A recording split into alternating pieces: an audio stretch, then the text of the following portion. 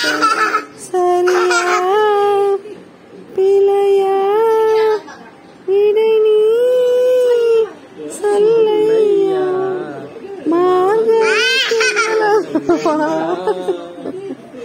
மதி கொஞ்சம் நாள் அல்லவா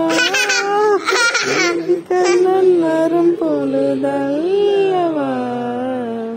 ஒரு முறை உனது திருமுகம் பார்த்தா விடை